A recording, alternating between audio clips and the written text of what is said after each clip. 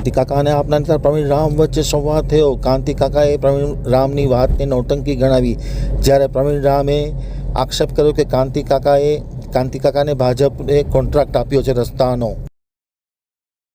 નમસ્કાર મિત્રો, ગુજરાતમાં હાલની ભયંકર પરિસ્થિતિ, રોડ રસ્તાઓની બિસ્માર હાલત, સાથે સાથે ગંભીરા બ્રિજની ઘટના, નલ સે જલ યોજના હોય, મનરેગા યોજના હોય, અન્ય અનેક કૌભાંડો માંથી લોકોનું ધ્યાન ભટકાવવા માટે બીજેપીએ અને કાંતિ કાકાએ પોતાની નૌટંકી ચાલુ રાખી છે।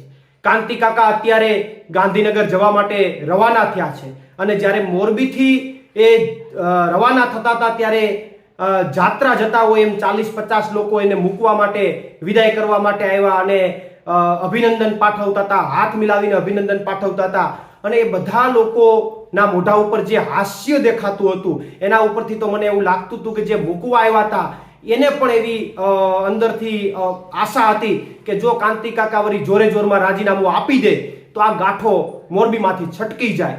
એટલે કાંતિ કાકાને બધાએ રવાના કર્યા છે। કાંતિ કાકા અત્યારે ગાંધીનગર જઈ અને ત્યાં નાટક કરશે, જેમ વાઘ માર્યો એમ પાછા લાઈવ થશે, વિડીયો બનાવશે કે જો હું આવી ગયો, ગોપાલભાઈ ન આવ્યા। પણ કાંતિ કાકા, આખી ગુજરાતની જનતાને ખબર છે કે રાજીનામું આપવાની વાત તો તમે એકલાએ કરી છે। માનનીય ગોપાલભાઈએ આખા ક્યાંય પણ ઘટનાક્રમમાં પોતે રાજીનામું આપવાની વાત નથી કરી। એમણે તમને એટલું જ કીધું છે કે તમે 12 તારીખે 12 વાગે રાજીનામું આપી દો તો તમારી ચેલેન્જ સ્વીકારવા તૈયાર। પણ આખી વાતમાં એમણે તો ક્યાંય રાજીનામાની વાત કરી જ નથી। પણ તમને અત્યારે આ મુદ્દાઓથી ધ્યાન ભટકાવવા માટે તમે જે આખું ભાજપ નાટક કરી રહ્યા છો અને ત્યાં જઈને આગળ જે કંઈ પણ ચર્ચાઓ કરવાના છે। અને બીજી વાત કાંતિ કાકા, કે ગોપાલભાઈને તો હજી શપથ જ નથી લેવડાવ્યા, આખી ગુજરાતની જનતાને ખબર છે।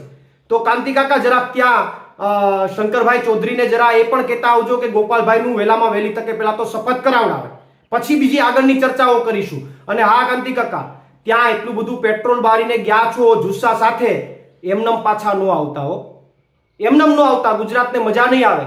રાજીનામું આપીને જ આવજો, કારણ કે તમે મર્દ માણસ છો। એકવાર આગળ હાલી ગયા પછી ગાંધીનગરથી પાછું રિટર્ન મોરબી થાવ પાછા પગે, એ સારું નહીં લાગે। એટલે રાજીનામું આપીને જ આવજો। અને બીજું હું ભાજપને કહેવા માંગુ છું કે તમને કામ કરવામાં તમારું ધ્યાન નથી, જનતાના પ્રશ્નોનું નિરાકરણ કરવામાં તમને રસ નથી, તમારે આવી રાજનીતિ કરીને લોકોનું ધ્યાન ભટકાવવામાં તમને રસ છે। અને હજુ પણ તમને ચેલેન્જ આપીએ છીએ કે તમારે રાજીનામા આપવા હોય તો આખી સરકાર રાજીનામું આપી દો, તમારા 161 ધારાસભ્યોને રાજીનામા અપાવી દો। અમે તમારી સામે લડવા માટે તૈયાર છીએ। આ ચેલેન્જ હું ભાજપની સરકારને આપું છું। અને કાંતિ કાકા, ચેલેન્જ બાબતે જરાક તમે પણ વાત કરીને આવજો કે આખી સરકાર રાજીનામું આપી દે। તમે એકલા શું કામ બલીનો બકરો બનો? તો આખી સરકારને રાજીનામું અપાવી દો અને બધી જગ્યાએ આપણે લડીએ અને પછી લોકો નક્કી કરશે કે વિસાવદરવાળી કરવી કે શું કરવું। એટલે કાંતિ કાકા જરાક પાછા એમને ન આવતા, ખાલી વિડીયો બનાવીને, એટલી આપને વિનંતી છે। આભાર। પ્રવીણ રામ, પ્રદેશ ફ્રન્ટલ અધ્યક્ષ, આમ આદમી પાર્ટી।